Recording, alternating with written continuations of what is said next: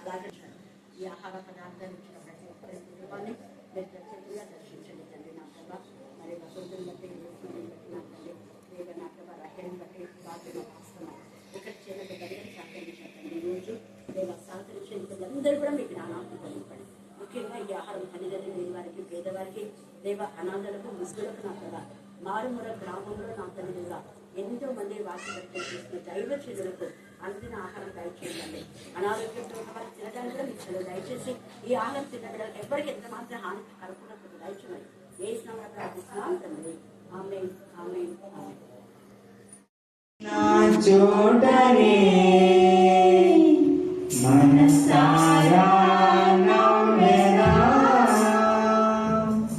నేను మానిన చోటనే ప్రభు కొరకై నిలిచెదా. నేను ఓడిపోనయా నా పక్షానుండగా, నేను కృంగిపోనయా నీవు నాతో ఉండగా. నేను ఓడిపోనయా నా పక్షానుండగా, నేను కృంగిపోనయా నీవు నాతో ఉండగా. నేను ఏడ్చిన చోటనే మనసారా నవ్వెదా, నేను పడిన చోటనే ప్రభు కొరకై నిలిచెదా. నేను పడిన చోటనే ప్రభు కొరకై నిలిచెదా. నేను ఓడిపోనయా నా పక్షానుండగా, నేను కృంగిపోనయా నీవు నాతో ఉండగా. అవమానం పొందిన చోటే అభిషేకం నాకిచ్చావే, వెలివేయబడిన స్థలములో నన్ను నిలిపినావే. అవమానం పొందిన చోటే అభిషేకం నాకిచ్చావే, వెలివేయబడిన స్థలములో నన్ను నిలిపినావే.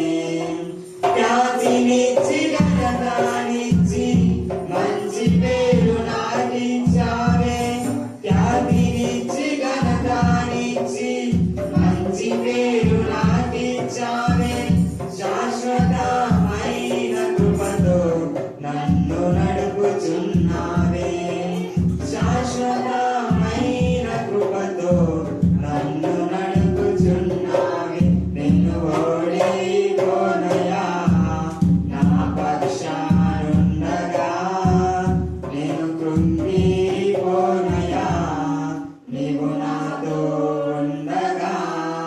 నేను ఓడిపోనయా నా పక్షానుండగా, నేను కృంగిపోనయా నీవు నాతో ఉండగా. నిందలన్నీ పొందిన చోటే ఘనతనిచ్చినావే, నా శత్రువులెదుటే నాకు విందు చేసినావే. నిందలన్నీ పొందిన చోటే ఘనతనిచ్చినావే, నా శత్రువులెదుటే నాకు విందు చేసినావే. ఖ్యాతినిచ్చి ఘనతనిచ్చి మంచి పేరు నాకిచ్చావే, ఖ్యాతినిచ్చి ఘనతనిచ్చి మంచి పేరు నాకిచ్చావే.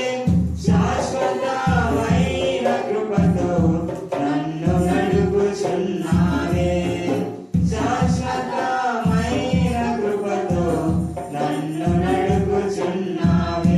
నేను ఓడిపోనయా నా పక్షానుండగా, నేను కృంగిపోనయా నీవు నాతో ఉండగా. నేను ఓడిపోనయా నా పక్షానుండగా, నేను కృంగిపోనయా నీవు నాతో ఉండగా.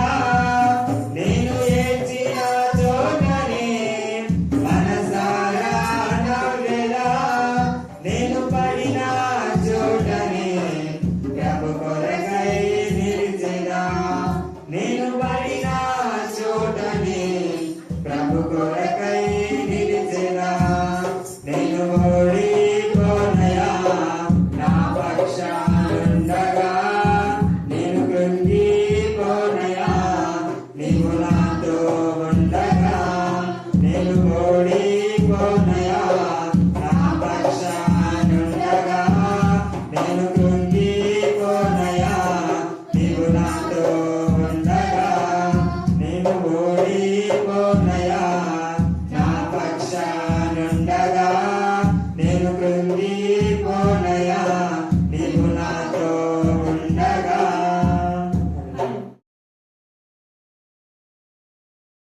Thank you, Jesus. Thank you, Jesus. Thank you, Father. Thank you, Father. Thank you, Father.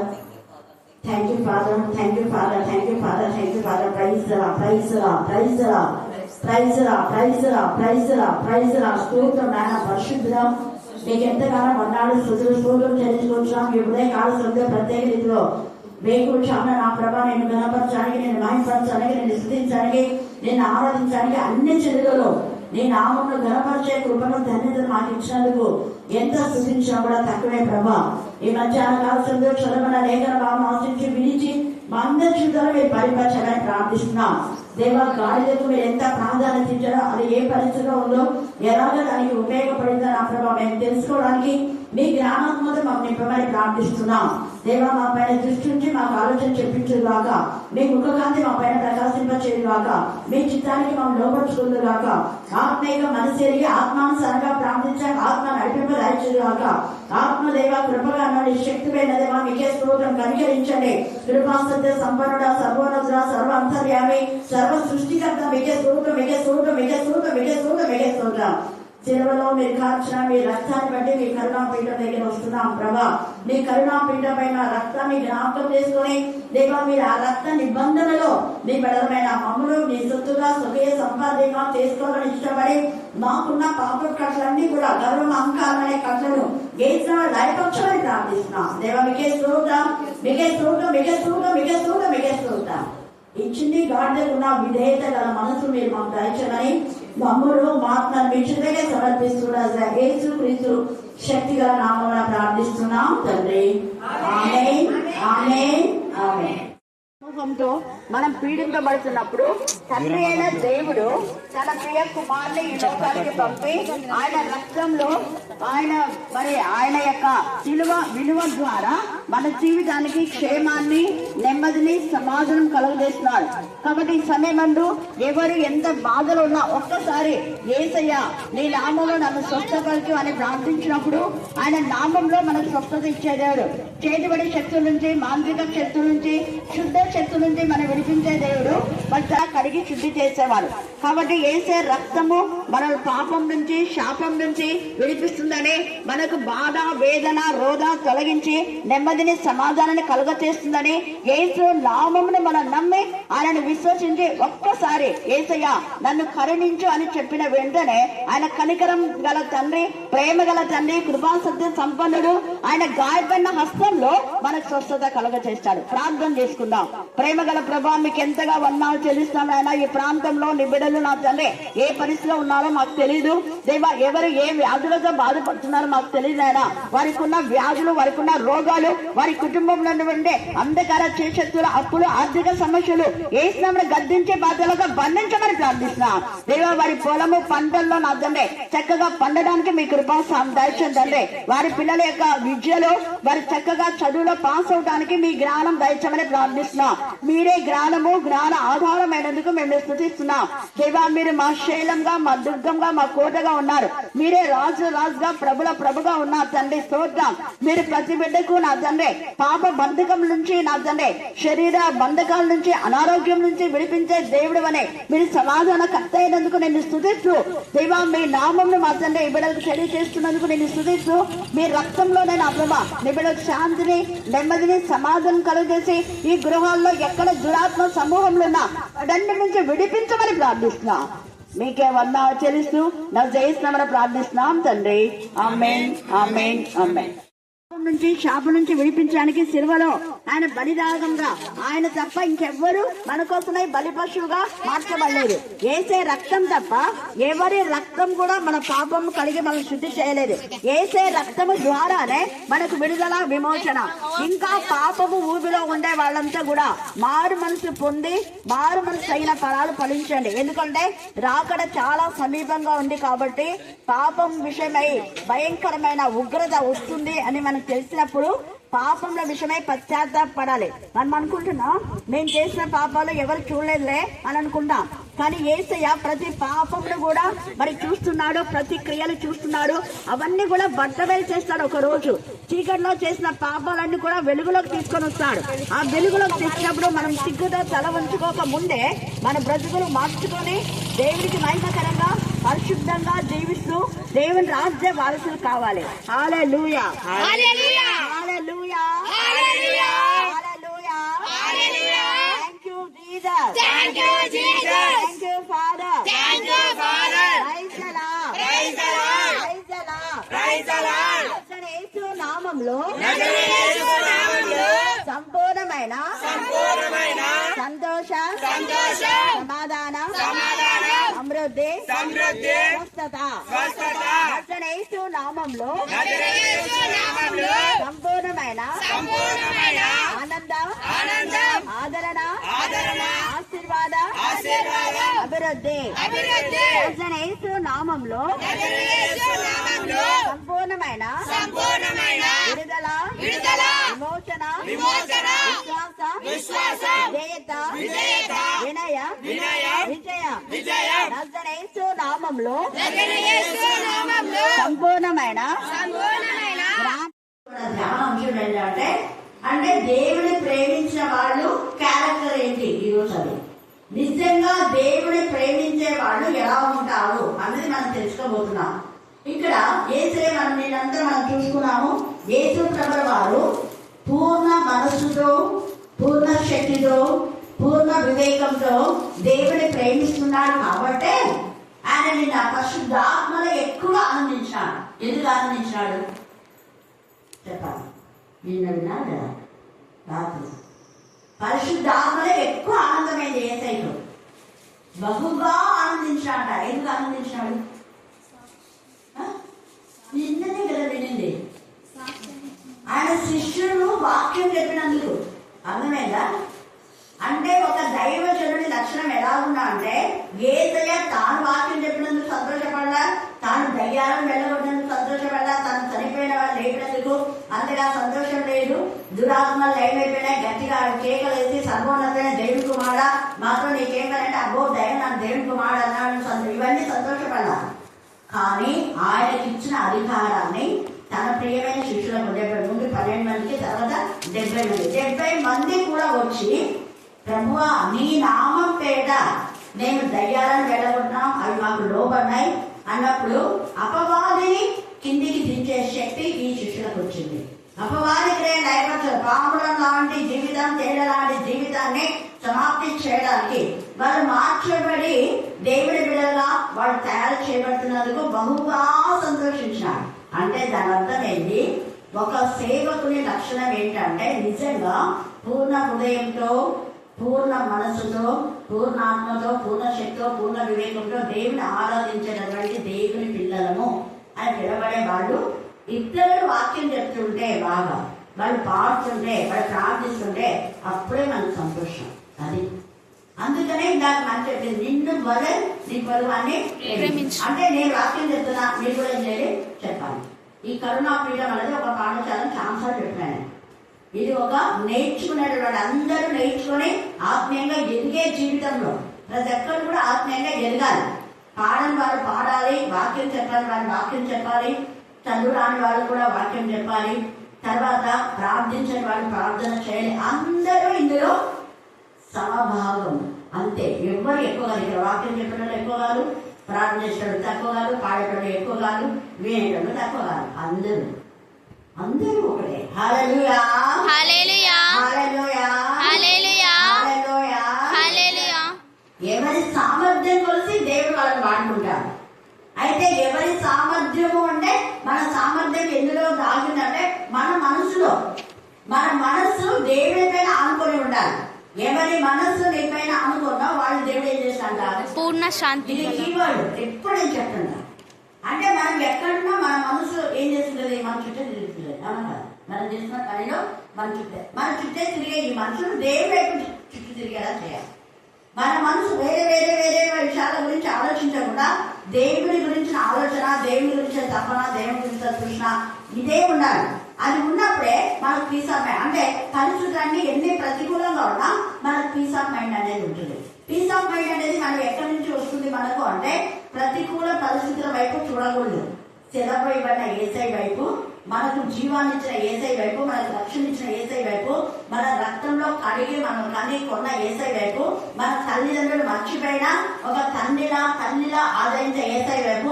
Doctors A certificate ఇచ్చినా నిజమైన సర్టిఫికేట్ ఇచ్చేది, అది కరెక్ట్ అయినటువంటి సర్టిఫికేట్ ఇచ్చేది యేసై. ఆయన నిజమైన వైద్యుడు మనకు. ఆయన మన తల్లి, ఆయన తండ్రి, ఆయన ఆదరణకర్త, ఆయన ఆశ్రయుడుగా, ఆయన మంచి స్నేహితుడు, ఆయన మంచి కాపుడు, ఆయన మంచి బోధకుడు, ఆయన మంచి యాజకుడు, ప్రధాన యాజకుడు, ఆయన మంచి న్యాయాధిపతి, ఆయన మధ్యవర్తి, ఆయన ఒక లాయర్. వేరే లాయర్స్ డబ్బు తీసుకొని తిమ్మిడి చేసి న్యాయంగా న్యాయంగా మార్చవచ్చు. కానీ మన యేసయ్య అలా చేసేవాడు కాదు, మనకు న్యాయం చేయించాడు. హల్లెలూయా, హల్లెలూయా, హల్లెలూయా, హల్లెలూయా. మాత్రం యుద్ధం చేస్తారు కానీ నీకే విజయం. కారణం ఏంటంటే నేను నీ పక్షంగా పోరాడుతున్నా.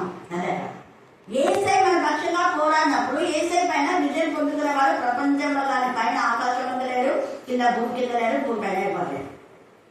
అయితే యేసై నామంలో మనం జీవించినప్పుడు ముఖ్యంగా పూర్ణ మనసుతో, పూర్ణ ఆత్మతో, పూర్ణ శక్తితో, వివేకంతో, మనం ఆత్మ సంబంధమైన వివేకం కలిగి ఉంటే మనం ఆలోచిస్తాం ఏది రైట్ ఏది రాంగ్, న్యాయం ఏది అనేది మన మనసు, మన కాన్షియస్ కూడా చెప్తుంది.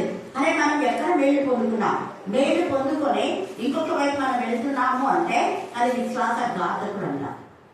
అందుకని ఇక్కడ ఈ శిష్యులు వచ్చి మన యేసు దగ్గరికి వచ్చి చెప్పారు. వాళ్ళు వచ్చి వాళ్ళ బంధువులకు, వాళ్ళకు, వీళ్ళకు గొప్ప చెప్పుకోలే. యేసే అధికారం ఇచ్చారు, యేసే నామంలో పోయారు.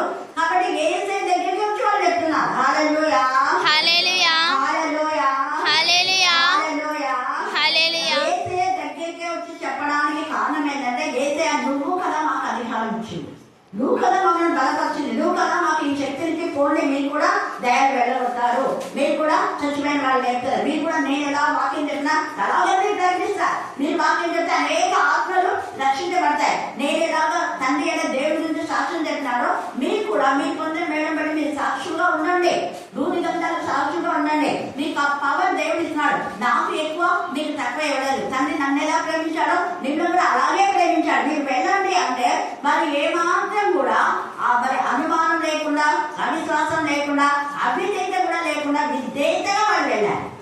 వాళ్ళు ఒక్క ప్రశ్న అడగల, ప్రభు ఎట్లా వెళ్ళాలి, నువ్వంటే దేవుడు కుమారుడు, ఒకవేళ ఆ దయ్యాలు మమ్మల్ని ఏమైనా అసలు అడగల. అది ఎప్పుడైతే దేవుడు చెప్పినట్టు మనం చేస్తామో అప్పుడే మన జీవితాల్లో అద్భుతాలు జరుగుతాయి. వాళ్ళే నిజమైనటువంటి పొరుగువారు. హల్లెలూయా, హల్లెలూయా, హల్లెలూయా, హల్లెలూయా, హల్లెలూయా, హల్లెలూయా. నా పొరుగువాడు ఎవడు అని తను అడుగుతున్నాడు. తనకి అన్ని తెలిసి నటించే జీవితం అన్నమాట. తెలిసి నటించే, కొంతమంది తెలిసి కూడా మాట్లాడుతుంటారు. తెలిసి నటించే జీవితం అంటే ఇదే పొరుగువాడు ఎవడో తెలియదా ఇంత మాట్లాడుతున్నాడు, ప్రభా నేను దేవుని బాగా ఆరాధిస్తున్నా అంటున్నాడు. మరి దేవుని ఆరాధించేవాడిని నీకు పొరుగువాడు ఎవరో తెలియదా? దేవుని ఆరాధించేవాడిని నువ్వు బాగున్నావు, వేరే వాళ్ళ గురించి కూడా వాక్యంలో నడిపించాలని నీకు తెలియదా అన్నప్పుడు వాళ్ళకి సహాయం చేయవా నువ్వు అన్నట్టు మాట్లాడుతున్నాడు ఇక్కడ యేసయ్య. అందుకని ఇక్కడ ఎంత చక్కగా యేసయ్య వాళ్ళకు బుద్ధి వచ్చేలాగా చెప్తూ ఉన్నాడు అనమాట. 25 వచ్చిన చదవండి. ఇదిగో ఒకప్పుడు ధర్మశాస్త్రోపదేశకుడు లేచి, ఎవరంటే అంటే ఏంటి, బాగా వాక్యం తెలుస్తున్నాడు అంటే. మరి వాక్యం బాగా తెలుస్తున్నాడు, పొరపాటు తెలియదా? చూడండి ఎంత సిల్లికి వస్తాను యేసయ్యకి. అందుకనే ఇంకా నీకు అసలు నీ ముఖానికి బుద్ధి లేదని చెప్పలేక ఇది చెప్పినాడు.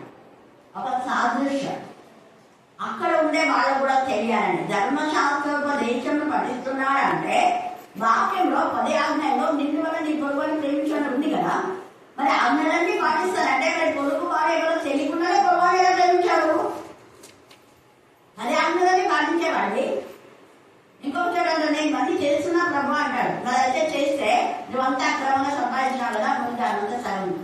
ఇచ్చేసేయన్నా. ఇచ్చేస్తావా? మరి ఇచ్చేయడు. ఎందుకంటే అది అక్రమం. అందరు ధనవంతులు ఆ మాట చెప్పారు, గుర్తుపెట్టుకోండి. ధనవంతులు చాలా మంది ఉన్నారు, చాలా మంది ధనవంతులు. ఈవెన్ జక్కయ్య కూడా అనలేదు, నువ్వు సంపాదించి వేరే వాళ్ళకి ఇవ్వడం జక్కయ్య అనలేదు. కానీ జక్కయ్య పూర్ణ హృదయంతో, పూర్ణ ఆత్మతో, పూర్ణ మనసుతో, పూర్ణ వివేకంతో యేసయ్యను అనుకున్నాడు. యేసయ్య ఒక్క మాట దిగు అనేక దిగిపోయింది ఆయనకు నట్లు. ఏమట్లు? అక్రమంగా సంపాదించిందంతా. ఇది అర్థమైంది, ఇది నా దగ్గర ఉండకూడదు. ఎవరి దగ్గర నేను తీసుకున్నా దాన్ని మళ్ళీ వాళ్ళకు ఇచ్చేసాను. అది అక్కడ దేవుని యొక్క మనసు కలిగినటువంటి వాళ్ళు, పూర్ణ మనసుతో దేవుని ఆరాధించే వాళ్ళు వివేచిస్తారు. నిజంగా మేము చేసే పని న్యాయమా అన్యాయమా అని ఆలోచిస్తారు. వాళ్ళు ఒక ఆలోచన శక్తి దేవుడు వాళ్ళకి ఇస్తాడు. ఇతను ధర్మశాస్త్రం చదువుతున్నాడు, వాక్యం చెప్తాం, వాక్యం వింటాం. మళ్ళీ ఆడ వాక్యం చదవమంటే 24 గంటలు చదువుతుంటారు, మరి మళ్ళీ ఇట్లా చదువుతారు. ఒకసారి అర్థమయ్యింది నాకు. మామూలుగా బండ ముందు మాట్లాడని వాళ్ళు కొంచెం మనం ఉండాలి, వీళ్ళ వాళ్ళ ముందు చదువుతున్నారు. చూడండి, అలాగే చదవకూడదు కాదు, ఖచ్చితంగా వాక్యం చదవాలి. కానీ వాక్యం చదివే వాళ్ళు నోటిని అందులో పెట్టుకోవాలి. నేను చెప్తున్నాను కదా, మీకు కోపం వస్తే గాడ, పందె, కుక్క, నక్క ఎన్ని ఉన్నాయో అన్ని జంతువులు లేదు. రాక్షసనని, బ్రహ్మ రాక్షసనని, దున్నపోటు, దేవత దున్నపోటు, ఇవన్నీ ఎన్నో అయిపోతాయి. కానీ బూతులు అనేది రాబోతున్నట్లు అవి అపవానికి సంబంధించినవి. దేవుని పిల్లలు మాట్లాడకూడదు, వినకూడదు కూడా. వేరే వాళ్ళు వచ్చి నాతో నేనన్నా వాడన్నాడు అని చెప్తున్నారు. ముందు నీ నోట మాట్లాడేది పరిశుద్ధమైన సర్వాభవి అన్నా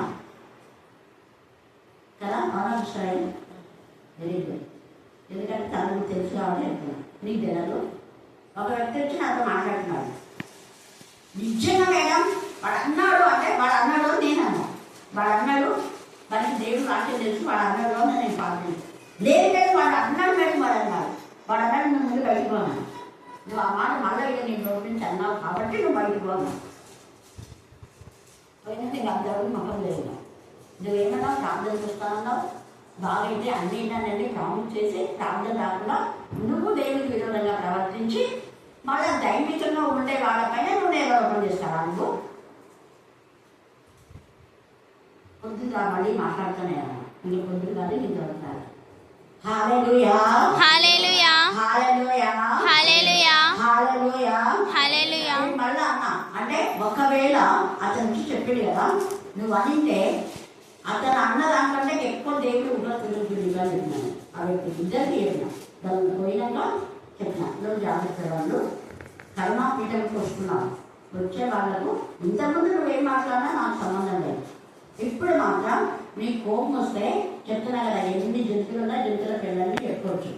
అంతకు మించి వేరే విధానంలో మాట్లాడద్దు. ఇప్పుడు మాట్లాడితే స్టాప్ చేస్తావు. ఇప్పటి నుంచి నువ్వు వినద్దు, నువ్వు మాట్లాడదు.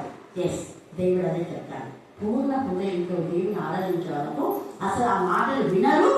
ఆ మాటలు అస్సలు వినడానికి కూడా, మాట్లాడడానికి ఇంకా అస్సలు, వినడానికి అస్సలు అయితే మాట్లాడడానికి ఇంకా అస్సలు. అది పూర్ణ హృదయంతో అంటే యేసయ్య వాక్యం మనలో ఉన్నప్పుడు మన నోట వాక్యమే వస్తుంది, ఇక వేరేవేం కాదు. అందుకని ఇతను ధర్మశాస్త్రం తెలిసి కూడా ఇతను ఏం చేస్తున్నాడంటే అడుగుతున్నాడు. ఎంత చక్కగా, ఎందుకు పైన చూడండి, శోధించుచు. ఎందుకు అడుగుతున్నాడు ఇక్కడ? యేసు ప్రభువు ఏదో ఆన్సర్ చెప్తే తప్పు పట్టుకోవాలని శోధించుచు. ఎప్పుడు మనం ఒకరిని శోధిస్తే నువ్వే శోధనలో పడిపోతావు, గుర్తుపెట్టుకో.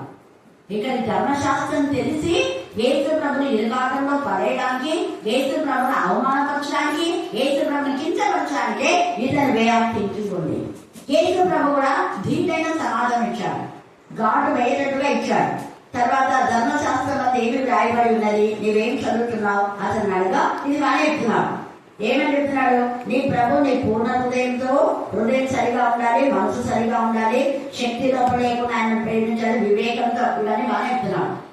మరి నిజంగా దేవుడిని ప్రేమిస్తే నువ్వు గొర్రెలు కాయని వేపాలి. ప్రేమకు అది నిదర్శనం. ప్రేమకు అది నిదర్శనం ఏంటి? గొర్రెలు కాయగా గొర్రెలు మేక. హల్లెలూయా, హల్లెలూయా, హల్లెలూయా, హల్లెలూయా, హల్లెలూయా. గొర్రెలు కాసే విధానంలో, మేపే విధానంలో నువ్వు నిజంగా దేవుడి బిడ్డవైతే, నువ్వు నిజంగా దేవుడిని ప్రేమిస్తూ ఉంటే, తప్పు చేసే వారిని కాసే విధానంలో ఏం చేయాలి? గర్తించాలి. తప్పు చేసే వాళ్ళు బుద్ధి వాళ్ళని సపోర్ట్ చేయడం కాదు, తప్పు చేసే వాళ్ళని సపోర్ట్ చేసినావంటే నువ్వు కూడా అలాగే ఉన్నావు అనేది కాబట్టి నిజంగా దేవుడు ఏసయ్యనే చెప్పాడు, మనం ప్రేమిస్తున్నావా పేదలు? ప్రేమిస్తున్నా. మరి ప్రేమిస్తుంటే తప్పు చేసే వాళ్ళు నువ్వేం చేయాలి? గద్దించాలి, సరి చేయాలి. అందుకే ప్రేమకు నిదర్శనం ఏంటంటే కాయాలి, మేపాలి. మేపినటువంటి విధానం అంటే వాళ్ళకు ప్రతి విషయంలో మనకు అవకాశం లేదు, మన గొర్రెలకు, మన యొక్క చుట్టూ ఉన్నటువంటి మన పిల్లలకు. హల్లెలూయా, హల్లెలూయా, హల్లెలూయా, హల్లెలూయా, హల్లెలూయా. హల్లెలూయా. నేనే వాక్యం చెప్పాలి, నేనే ప్రాణం చేయాలి, లేకపోతే నా వాళ్ళు, నా భర్త, నా భార్య, నా పిల్లలే ఇంకా మిగతా వాళ్ళు చేయకూడదు అనేది స్వార్థం. పూర్ణపుదంగా ప్రేమించాలి. అదే అనుకుంటే ఏసై ఒక్కడే వెళ్ళిపోయేవాడు. శిష్యులున్నారు, 70 మంది శిష్యులున్నారు, 500 శిష్యులు మనం ఉంటుంది. మనం కాదు. ఏసై అలా చెప్పలేదు. ఏసై టార్గెట్ అంతా ఒకటే, నేను ఎలాగో ఉన్నానో నిన్ను అలా తయారు చేయాలి. నేను దేవుని కుమారుడు, మీరు కూడా దేవుని కుమారుడు కుమార్తెలుగా ఉండాలి. మీరు తక్కువ, నేను దేవుని సేవ చేయడానికి వచ్చినా మీరు కూడా పరిచారకులుగా ఉంటే దేవుని ఇష్టలే, తగ్గించుకోవాలి. హల్లెలూయా, హల్లెలూయా, హల్లెలూయా, హల్లెలూయా, హల్లెలూయా, హల్లెలూయా. అందుకనే ఇక్కడ పూర్ణ హృదయంతో, ఇదంతా పూర్ణ హృదయంతో, పూర్ణ మనసుతో, పూర్ణ శక్తితో, పూర్ణ వివేకంతో దేవుని ప్రేమించాలి. తర్వాత నిన్ను వలె నీ పొరుగు వాడిని ప్రేమించాలని రాయబడి ఉన్నదని చెప్పాను. రాయబడిందని అతనే చెప్తున్నాడు. బాగా చెప్తుంది, మన నీ పొరుగు ప్రేమించాలంటే మన పొరుగు ఇవ్వాలంట. చింత అన్ని చూడండి. అప్పుడు ఏసై చెప్తున్నాడు. ఇక్కడ జరిగిన విషయం ఏంటంటే చూడండి, మొదటి పేతురు 2:1-3 చదవండి. మొదటి పేతురు 2వ అధ్యాయం 1-3 వచ్చిన.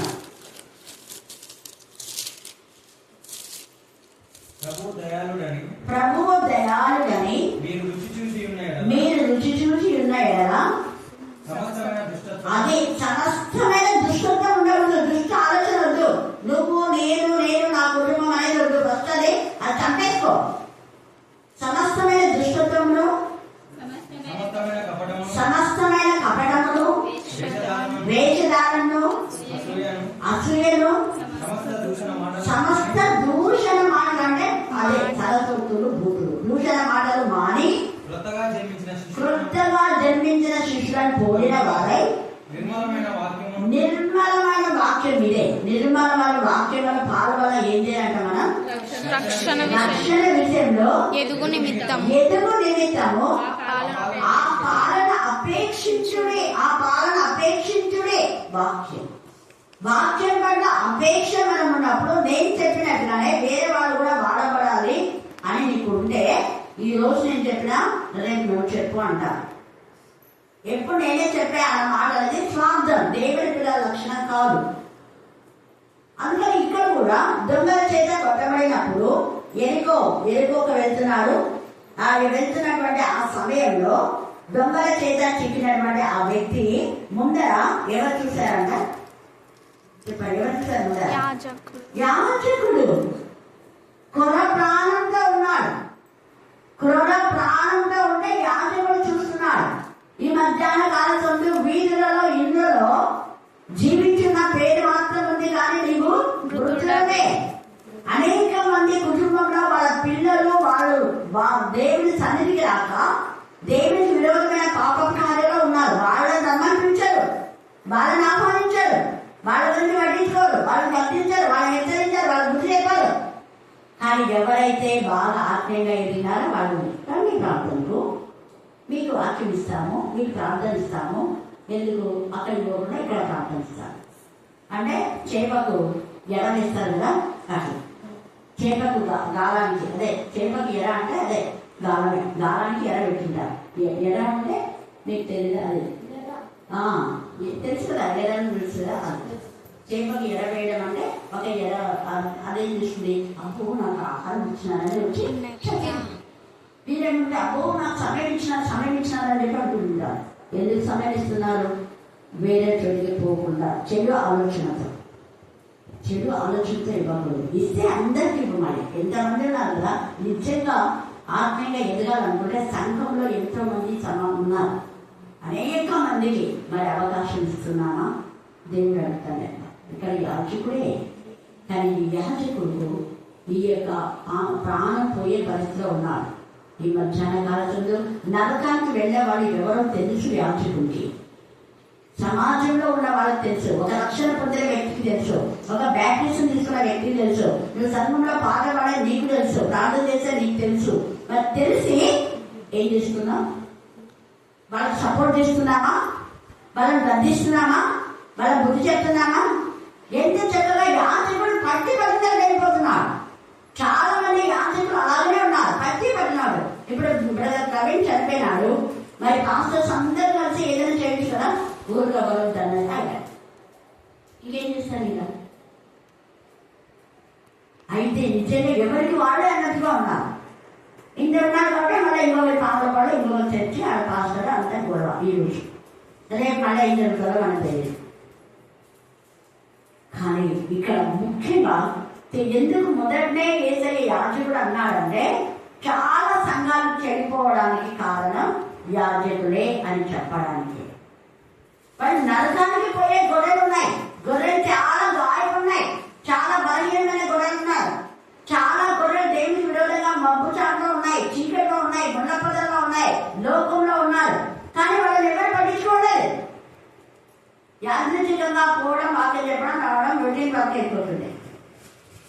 తెలిసినప్పుడు వాళ్ళని గద్దించాలి, వాళ్ళ గురించి ప్రార్థన రెండు చేయాలి.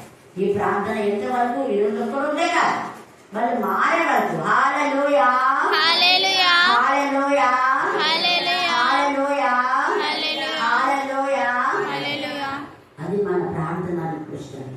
అప్పుడు దేవుడు ఏదో ఒక రోజు వాళ్ళతో మాట్లాడతారు. వాళ్ళు సరి చేయబడకపోయినా మనం వాళ్ళ కోసం ప్రార్థన చేస్తామని దేవుడి గ్రంథంలో లిఖితమే ఉండాలి. అప్పుడు వాళ్ళకి సిగ్గుపోతుంది. అయ్యో మేము చర్చికి రాకపోయినా, మేము ప్రార్థనకు పోయిపోయినా, కరుణాపీఠానికి పోకపోయినా కూడా మా కోసం మీరు ప్రార్థన చేస్తున్నారా? ఎన్నిసార్లు? రోజుకు 4 సార్లు చేస్తున్నారా? వీళ్ళు దేవా సిగ్గుతో తల ఉంటుంటారు. చూడు, మీ అమ్మ చేయరా, మీ నాయన చేయరా, ఎవరు చేస్తున్నారో చూడు నీ కోసం ప్రార్థన అని దేవుడు చూపిస్తాడు. ఏది పుస్తకాలు విప్పి చూపిస్తాడు. సిగ్గు వస్తాడు. అప్పుడు అనుకుంటారు, అయ్యో మా కోసం ఇంత ప్రార్థన చేసే వాళ్ళనా మేము బాధపెట్టింది, నేను చంపింది, నేను దూరపరిచింది అని అప్పుడు అనుకుంటారు. ఇప్పుడు ప్రవీణ్ పాడాల ఎవరో ముఖ్యముఖం తెలియదు, వాళ్ళ సొంత వాళ్ళు కూడా 14 మంది పిల్లలు పెంచుతున్నారు. అలా పెంచే వాళ్ళకే చూడండి ఎలా చేస్తున్నారు. ఒక మంచి చేస్తున్నాడు కదా, ఇంగిత జ్ఞానం లేకుండా పోతుంది. కారణం ఒకటే, వాళ్ళు చేసే తప్పును తప్పు అని చెప్పినందుకే, తప్పును తప్పుగా చెప్పినందుకే. కానీ అక్కడ చనిపోయినా అతను దేవుడి రాజ్యంలో ఉంటాడు. ఎందుకంటే హతసాక్షులు కావాలి యేసయ్యకు దేవుడు చెప్పాడు. చూడండి, ప్రకటన 6వ అధ్యాయం. ఆ లెక్క కూర్చొని వీళ్ళంతా చనిపోతున్నారు. ఎక్కువ మంది దైవజనులు చనిపోతున్నారంటే దేవుడు అక్కడ సమీపంగా ఉంది. దేవుడు కొంచెం ఆలోచన చేస్తున్నాడు. ఎందుకంటే ఒక్కరైనా నశించకూడదు, కొంతమందిని రక్షణ పొందాలని ముగ్గురంతా వెంటనే కుటుంబించకుండా ఓపికతో వీళ్ళు చేసేవని సహించి కొంత సమయాన్ని వాళ్ళకి ఇస్తున్నాడు. నేను దానికి సమయం ఇచ్చినగానే అది మార్పు పొందాలి. అందుకే దాని పిల్లలు మాత్రం పట్టిస్తాను. దానిని అంటే కొన్ని సంఘాలు, కొన్ని కుటుంబాలు, కొన్ని ప్రాంతాలు, కొన్ని పట్టణాలు. ఆ పట్టణానికి ఆ భారతదేశం ఈరోజు పొందడానికి మళ్ళీగా అక్కడ భారతదేశం అంతా నాశమయ్యేలాగా ప్రే చేయగానే. ఎందుకమ్మంటే మరి ఎక్కడ లేదు భారతదేశంలో జరుగుతుంది. ఆ యొక్క మణిపూర్లో ఎంత భయంకరమైన పాపం ఉంది భారతదేశంలో. నేనన్నా మనం ఏం చేయనవసరంగా దేవుడు ఊడ్చేస్తాడు, ఆయన చీపురు కట్టతో ఊడ్చేస్తాడని ఉంది వాక్యంలో. చదువు 6వ అధ్యాయము. ఆయన 5వ ముద్రకు విప్పినప్పుడు దేవుని వాక్యం నిమిత్తంగా అది చూడండి. ఇప్పుడు నేనేం వచ్చిన కూడా ఎక్కడ అది అక్కడికి ఎందుకంటే విని అక్కడికి నోటైపోయింది. అట్లా అర్థమైందా? ఇప్పుడు ఆ స్టేజ్కి నేను రావాలనేది నా ఆశ. నేను ఊరికే 6వ అధ్యాయం అన్నాను కదా, అక్కడికి అది నోటేయడం అనమాట. అందుకని వెళ్ళినట్టు చెప్పను. ఆత్మలను బలిపీఠం క్రింద చూచుకుని వారు నాదా సత్యుడు. ఎంత బాగా నాదా, నువ్వే మా నాదుడు అనుకున్నాం కదా మేము. నువ్వు సత్యవంతుడనే మేము అనుకున్నాం, మరి సత్యం ఎక్కువ బయటకు వస్తావు. అందుకే అంటున్నావు నాదా సత్య స్వరూపి పరిశుద్ధుడా. ఎందాక నువ్వు పరిశుద్ధులవనే మేము పరిశుద్ధత కాపాడుకున్నాం. ఆ శరీరాన్ని నలగొట్టుకున్నాం. ఈ లోకం శరీరాశ, నేత్రాశ, జీవ బ్రహ్మను చంపేసుకున్నామే. ఈ లోక శారీరక ప్రేమ చంపేసుకున్నాం. క్రీస్తు కోసం మేము నాదా? నువ్వే నాదుడు అనుకున్నావు. మా అమ్మ నాన్న నేను నాదుడు అనుకోలేదు. నువ్వు పరిశుద్ధంగా కాబట్టి నేను పరిశుద్ధంగా ఉండాలనుకోని మా ఇంద్రియ నిగ్రహ శక్తి కలిగి శరీర కోరికలను చంపేసుకున్నాను. నేను చంపేసుకుని సేవ పరంగా నేను వెళ్తున్నాను కదా. నువ్వు పరిశుద్ధంగా నేను పరిశుద్ధంగా ఉండాలనుకున్నావు. నువ్వు సత్యమైన దేవుడు కదా. మరి మమ్మల్ని ఎవరు ఇలాగా బాధ పెట్టారో, ఎవరు చంపారో, ఎవరు వెనకాలని గోరుడు అవుతున్నారో నీకు తెలియదా? ఎంతగా తీర్పుదించకుండా ఉంటావు. అప్పుడు వాళ్ళని ఓపికతో వాళ్ళకి మంచి సహాయం ఇచ్చినాడు. చెప్పము చదువు. మా రక్తం నిమిత్తమై భూ నివాసులను ప్రతిదండన చేకులు ఉందని బిగ్గరగా గావు కేకలు వేసిరి. తెల్లని వస్త్రము వాళ్ళ ప్రతి వారికి ఇవ్వబడను, మరియు వారి వలనే, అది ఇది గుర్తుపెట్టుకోవాలి. వీళ్ళందరూ ఎందుకు చెప్తారు? వారి వలనే వాళ్ళని ఎలాగా కాలు నరికి, చెయ్యి నరికి, గుండె పాడు చేసి ఎలాగా కట్టెలతో కొట్టి ఎలాగా బాగా పెట్టినారో వారి వలనే చంపబడిపోయే వాళ్ళు. లెక్క పూర్తి కావాలి. ఆ లెక్క కోసమే ప్రవీణ్ కాలాలో ఒకరు, ఇంకా ఎంతమంది ఉన్నారు దేవునికి పూర్తి కావాలి. మరి అలా చంపబడాలి. చాలా మంది అంటారు, ఎందుకు ఇంత అన్యాయం? పొద్దున అంతా అదే మాట్లాడుతుంది నాయక. ఎందుకంటే ఇంత నిర్దాక్షిణంగా, ఇంత అన్యాయంగా ఇలా చూసిన అన్యాయం వాళ్ళకి తెలుసమ్మా? చెప్పాను కదా అన్యాయం. మరి 35 సంవత్సరాలు బైబిల్ స్టడీ అది మిషనరీస్ ఇచ్చారు. వాళ్ళ బాంసము కాదు, వాళ్ళు కట్టిన చర్చి కాదు.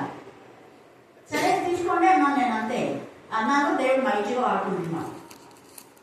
హల్లెలూయా, హల్లెలూయా, హల్లెలూయా, హల్లెలూయా. అవును కదా అని గట్టిగా అడిగేవాళ్ళు ఏదో ఒకరిద్దరు ఉంటారు, వాళ్ళ నోడు మీస్తారు అంతే. కానీ జరిగేది దేవుడు ఏదైనా మేలు కోసమే చేస్తాను. అందుకే ఇక్కడ అంటాడు, వాళ్ళ కథ నేను చేస్తాను, లెక్క పూర్తి కావాలి. ఊరికే వెంటనే భారతదేశంలో అగ్ని గుమ్మరించాడు, ఇప్పుడు గుమ్మరిస్తాడు. సుధమ గుమ్మరపడ్డ నాశనం కాలేదా? అయిపోయింది. కానీ ఒక్క నీతి మంత్రులు కూడా విడిచిపెట్టేవాడు. అది దేవుడి ఉద్దేశం. నీతి మంత్రులుగా హాని జరగకూడదు అని. అది అందుకనే దేవుడి ఓపికతో సహిస్తున్నాడు. నిర్దోషి ఒక్కడైనా చనిపోకూడదు అని. నిర్దోషి ఒక్కడైనా కూడా ఈ యొక్క ఉగ్రతలో చనిపోకూడదు అని దేవుడు ఓపికతో సహిస్తున్నాడు. కాబట్టి ఈ యొక్క మధ్యాహ్న కాల సమయంలో మనం ఎన్నో విధాలుగా ఎన్నో వస్తాయి. మన వాటన్నిటికీ దేవునికి అప్పగించాలి. మనం చేయవలసింది ఏంటంటే, మీ యాజకుడు చేయకపోయినా, ఇక్కడ యాజకుడు చేయలేదు, లేవీడు అనేవాడు చేయలేదు, నామకాస్త క్రైస్తవులు అంటారు. లేవీడు అంటే దేవుడి చేత ఏర్పరచబడిన, ప్రత్యేకపడి ప్రతిష్ఠించబడిన వాళ్ళు. దేవుడికి మహిమకరంగా వాళ్ళు చేయాలి. ప్రతి గాయని కట్టాలని వాళ్ళ బాధ్యత. కానీ చేయలేదు. వాళ్ళు యూదులు కాదు, యూదులు చెప్పుకుంటారు. వాళ్ళు క్రైస్తవులు కాదు, నగరికి క్రైస్తవులు చెప్పుకుంటారు. అందుకని ఇక్కడ లేవీడు వచ్చాడు, వాడు కూడా అలాగే. అయితే సమయం, ఎవరి సమయం అంటే అన్నిలో నుంచి రక్షణ పొందినారు. ఇప్పుడు మన వాళ్ళు అందరూ చెప్పారు, అక్క రోజు ఎవరు తిట్టినా తిట్టకుండా వాళ్ళందరూ చెప్తుంటారు రోజు సాక్ష్యం అక్క మాకు. అందుకని ఆ వీళ్ళు అంతమంది ఆమెకు ప్రార్థన రిక్వెస్ట్, నూనె ఎప్పుడు నూనె పడుతుంది. వీళ్ళ కోసం చేయక, వాళ్ళ కోసం చేయక ఎన్ని ఆయిల్ బాటిల్స్ తెచ్చింటారు. మరి ఆమెకున్న ఆసక్తి మనకు అందరికీ ఉందా? ఒక్కసారి ఆలోచించారు. అంత దూరం నుంచి ఎవరెవరో తీసుకొని వస్తుంది ఇక్కడికి చాలా మంది. ఇక్కడ సమరయుడు అంటే ఒక అన్యుడు దేవుని ప్రేమ, ఒక అన్యుడు కాబట్టి ఈ అన్యుడు పూర్ణ మనస్సుతో, పూర్ణ హృదయంతో, పూర్ణ శక్తితో, పూర్ణ వివేకంతో దేవుని ప్రేమించాడు. కాబట్టి ఈ రోజు యుద్ధం జరిగింది, రేపు నాకు కూడా ఈ పరిస్థితి రావచ్చు కదా అని ఆ వ్యక్తిని బాగు చేసి కూల వాళ్ళ దగ్గరికి పోయి మనం డబ్బులు ఇచ్చి మీకు ఏమైనా కావలిస్తే నన్ను అడుగని చెప్తున్నాడు. అది మరి ఈ వ్యక్తి విశ్వాసంతో ఉండాలి. వీడు విశ్వాస ఘాతం అయితే అంతకంటే ఇంకా నికృష్టమైన జీవితం ఇంకోటున్నారు. కానీ నిశ్చయంగా ఏసయ్య ఎందుకు ఈ మాట చెప్తానంటే, ఏసయ్య అలాగే చేశారు. ఎవరు ఏసయ్యను అప్పగించిందంటే ప్రధాన యాజకుడే చూసినట్టున్నారు. ప్రధాన యాజకుడే ఏసయ్యను చంపాలనుకున్నారు. సేమ్ ఏసయ్యకి ఏం జరగబోతుందో అదే చెప్తున్నాడు కదా. ప్రధాన యాజకుల చేత, పెద్దల చేత, శాస్త్రుల చేత ఆయన చంపబడి తిరిగి 3వ రోజు వేస్తాను ముందే చెప్తున్నాడు ఏసయ్య. ఏంటి ప్రభా, యాజకులు చంపుతారా? యాజకుడే మరి ఇక్కడ కూడా యాజకుడే. మరి యాజకుడికి ధర్మశాస్త్రం తెలుసు, అన్ని తెలుసు కూడా ఇక్కడ ఇతను ఏమాత్రం కూడా బాధతో మానసికంగా కుంగిపోతున్న వ్యక్తి, భయంకరమైన చెడులో ఉన్నాడు.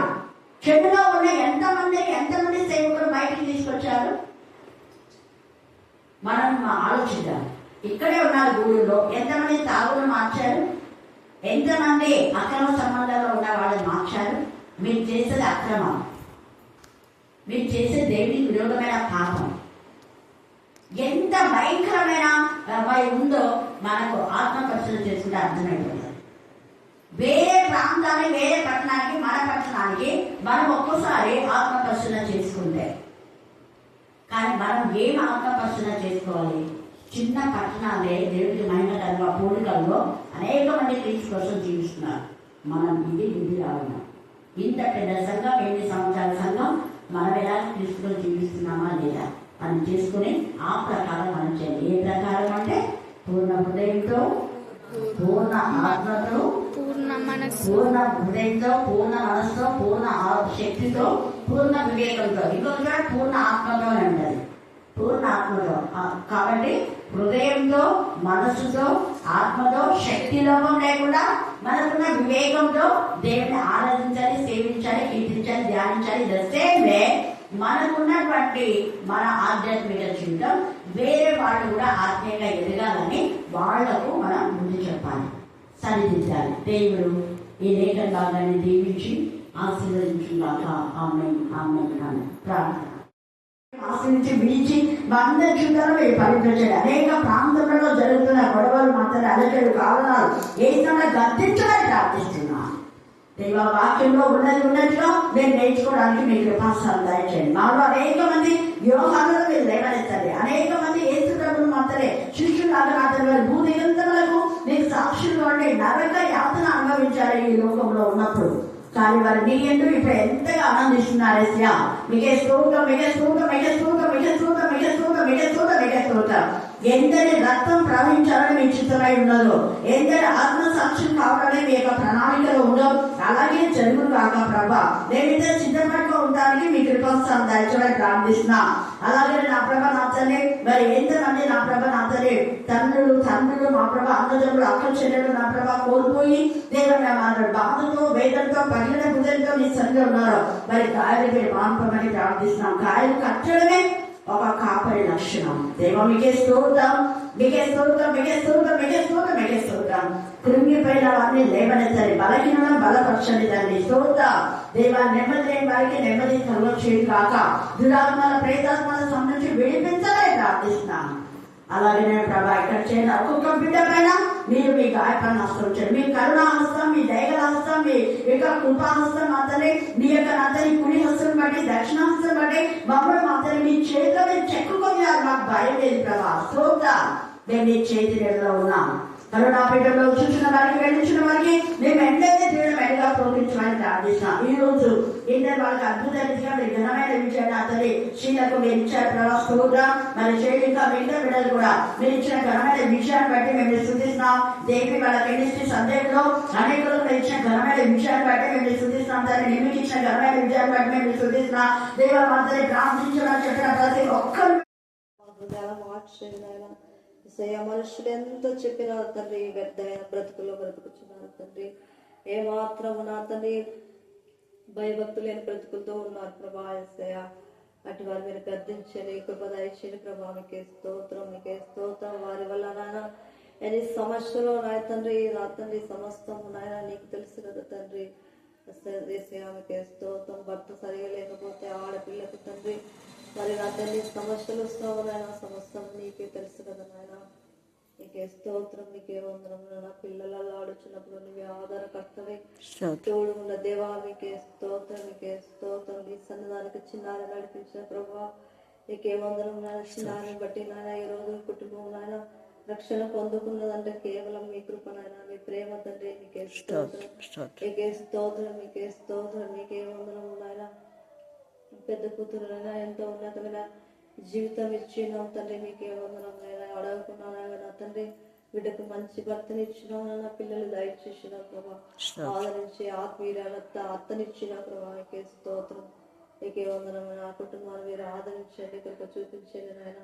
మీ సన్నిధానంలో నడిపించుకొని నారా మారు వస్తాయి ఇచ్చేయండి. ఆ కుటుంబంలో ఏ తప్పిదాలు ఉన్నా మీరు క్షమించండి ప్రభా. మీకే స్తోత్రం, మీకే స్తోత్రం. వారు పిల్లలు ఎదుగుదలలో ఈ కాపుల దయచేయండి నా. కరుణాపీఠలో నాయన చిన్నప్పటి నుంచి నా తండ్రి అమూలు ఇక్కడ వచ్చి ఇక్కడ పెరిగినది ప్రభా, ఆ బిడ్డ మీరే ఆదరించిన ప్రభా, మీకే స్తోత్రం. వారు నా పిల్లలు కాదు తండ్రి, కేవలం నీ పిల్లలు తండ్రి.